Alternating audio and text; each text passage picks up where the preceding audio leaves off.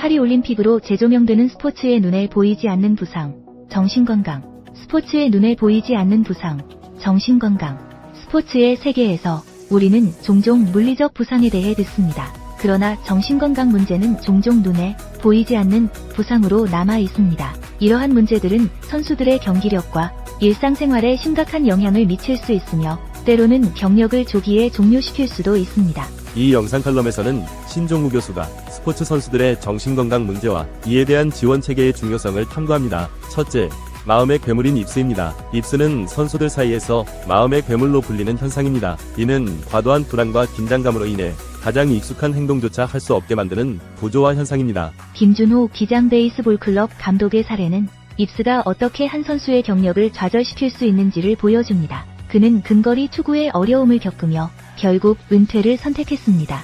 그러나 은퇴 후 입스가 사라졌다는 사실은 이 문제가 심리적인 요소와 깊이 연관되어 있음을 시사합니다. 김준호 기장 베이스볼 클럽 감독에 대한 사례는 정신건강과 스포츠 선수의 심리적 어려움에 대한 중요한 예입니다. 김준호 감독은 과거 두산 베어스의 외야수로 활동하던 중 입스라는 심리적 장애를 겪었습니다. 이는 과도한 불안과 긴장감으로 인해 익숙한 행동조차 하기 어려워지는 현상으로 김 감독은 특히 근거리 투구에 어려움을 겪었습니다. 김 감독은 2007년 야구 명문 경남고에 입학하여 내야수와 투수를 겸하던 유망주였으나 한 선배의 비난을 받은 후 입스 증상이 시작되었습니다. 이로 인해 근거리 송구에 실패하는 일이 반복되었고 결국 2014년 은퇴를 결정했습니다. 은퇴 후 김 감독은 기장 베이스볼 클럽의 감독으로 활동하면서 자신이 겪었던 어려움을 바탕으로 선수들을 지도하고 있습니다. 그는 선수들을 심하게 나무라지 않으며 유소년 선수들의 정신건강을 중시하는 지도 방침을 가지고 있습니다. 이는 스포츠 선수의 정신건강 문제에 대한 인식이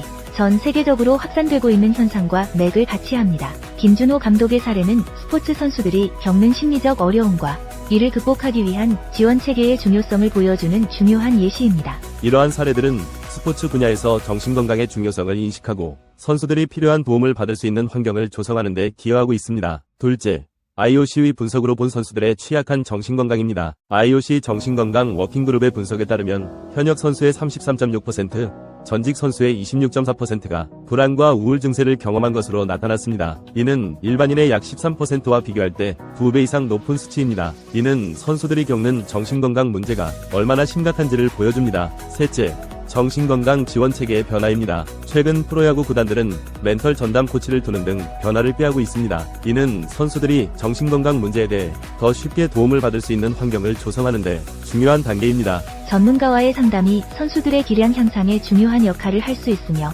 스포츠가 더욱 디테일하게 변화하고 있음을 의미합니다. 결론과 교훈입니다.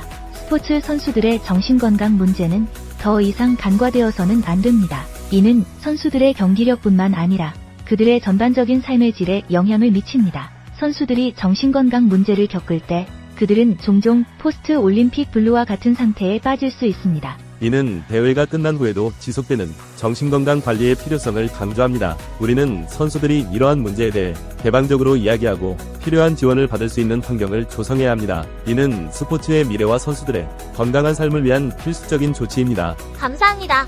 지금까지 희망전도사 신종우 교수가 파리올림픽으로 재조명되는 스포츠의 눈에 보이지 않는 부상, 정신건강에 대해서 말씀드렸습니다. 오늘도 희망입니다. 구독과 좋아요와 알림 설정은 행복입니다.